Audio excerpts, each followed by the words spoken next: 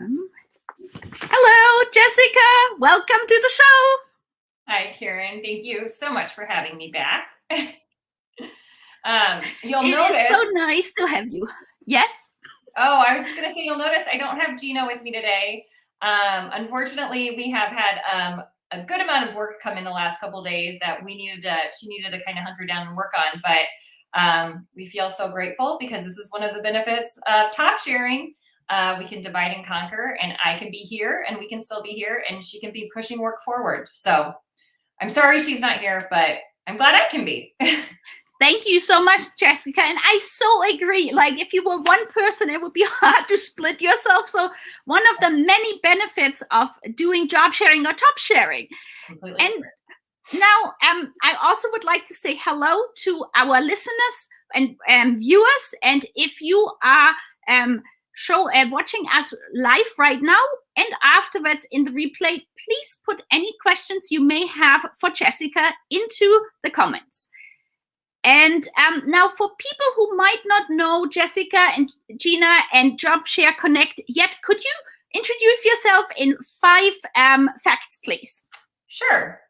We are in Omaha, Nebraska. So if you don't know where that is, we are about smack dab in the middle of America.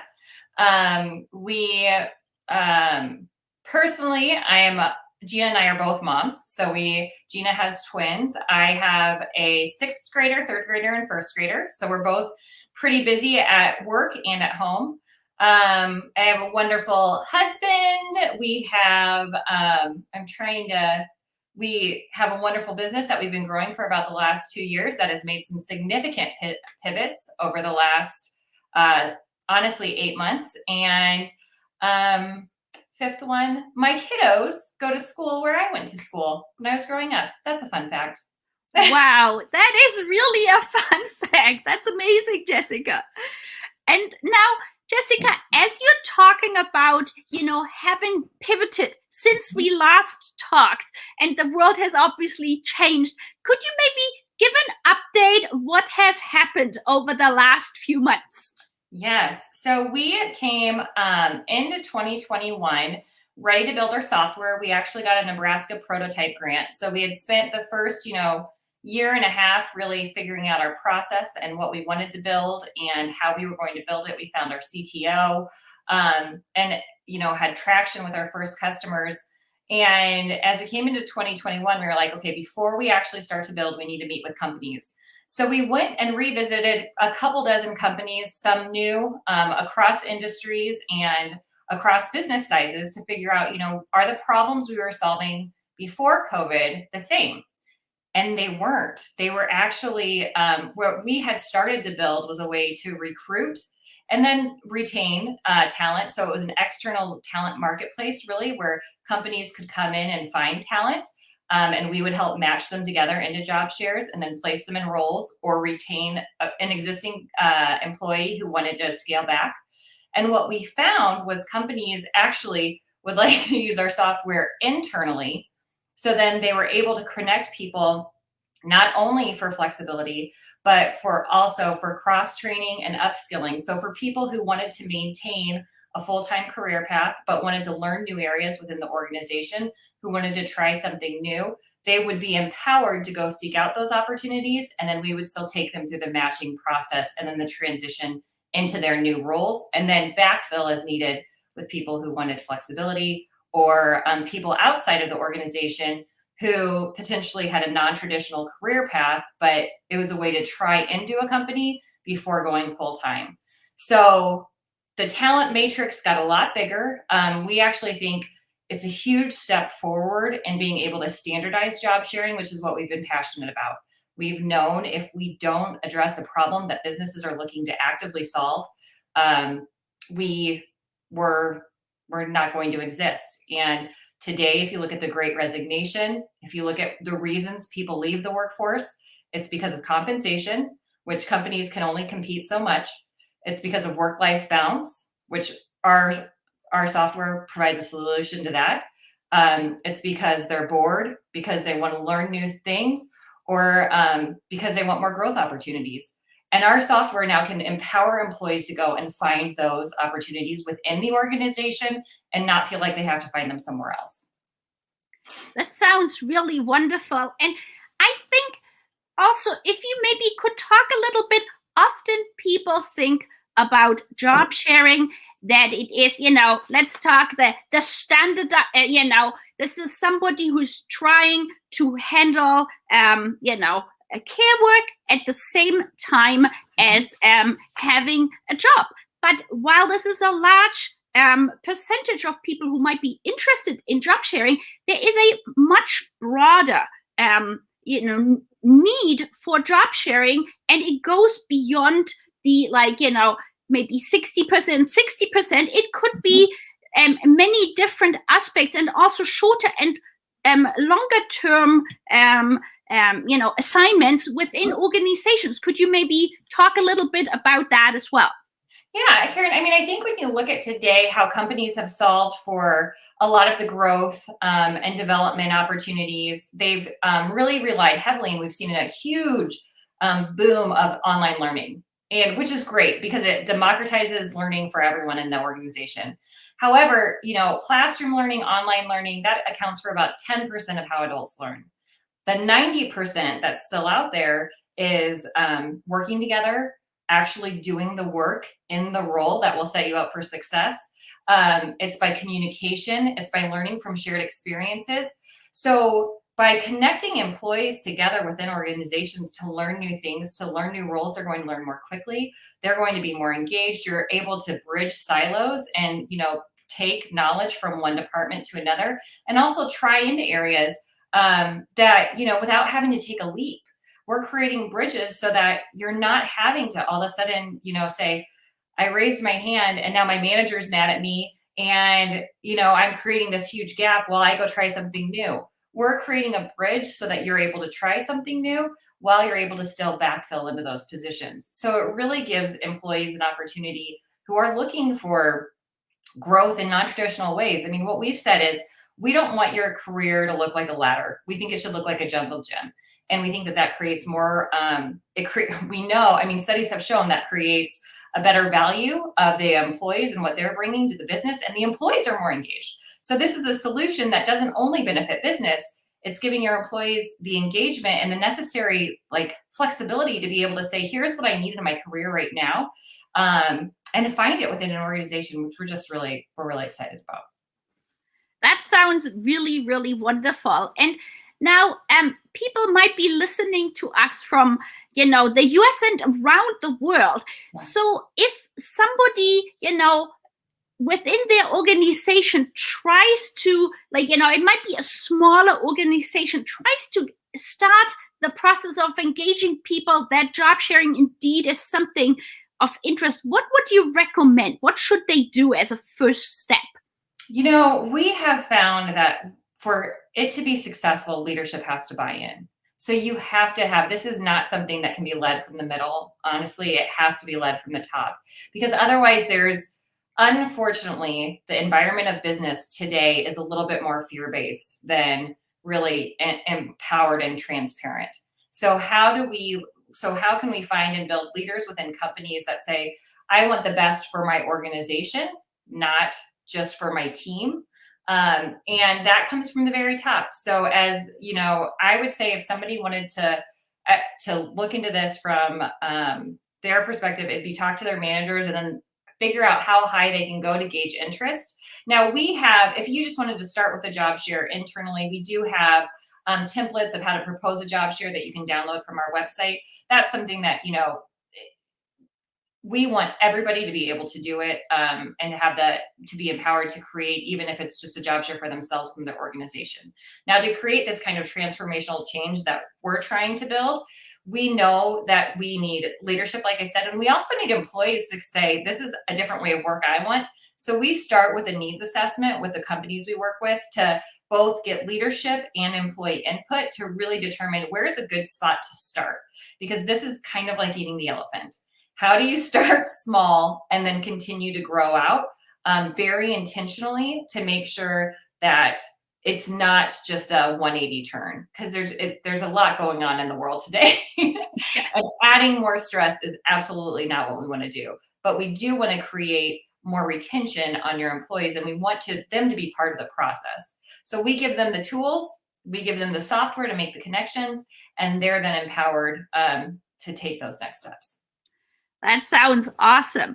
And now we've talked before that the fact that, you and Jina are a top sharing pair, you can be basically at two different places at the same time.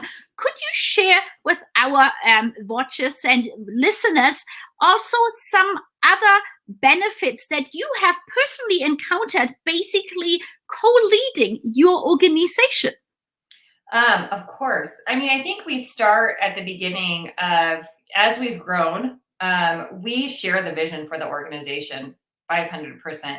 There's been many times where we come back together and just say, like, this is hard, but we're in this together and for each other. And so having that friendship and having someone who's going through this with you is I don't think we could do this alone. I know we wouldn't want to, and we couldn't do this alone. As we've grown and as we've identified our goals, we have separated our tasks a bit, because I'm focused really on growth and she's focused really on the clients to make sure that as they're taking through this process, I mean, Jina's an organizational psychologist. Her talent management expertise, I can't copy that. I can speak to it, but her expertise is needed when she's diving in deep with those clients, and I can continue growing the business.